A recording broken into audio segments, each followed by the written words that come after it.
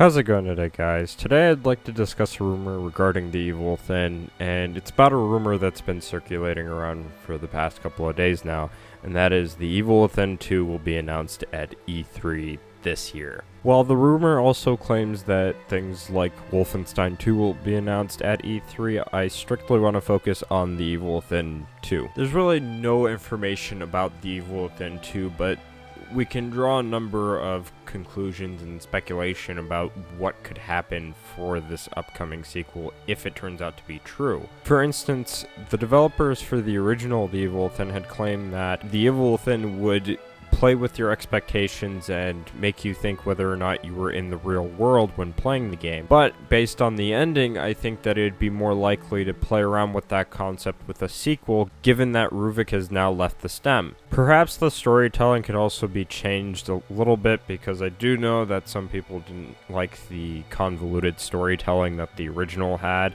Perhaps they can transition by having more of the story be within the notes, in terms of the convoluted stuff, and just have a lot more straightforward stuff within the cutscenes and dialogue of the game. I also think that a sequel would mean that there would be a chance to see some improvements between the first one and the upcoming sequel if it turns out to be true.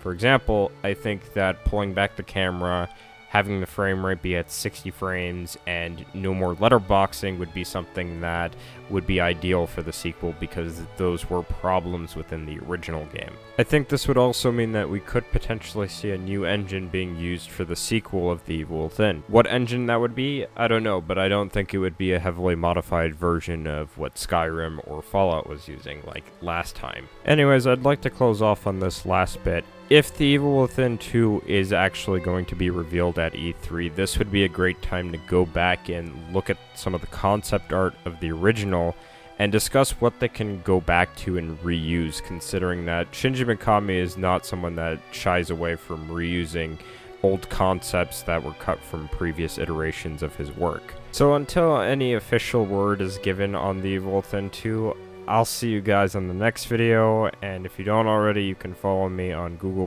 Twitter, and on Twitch.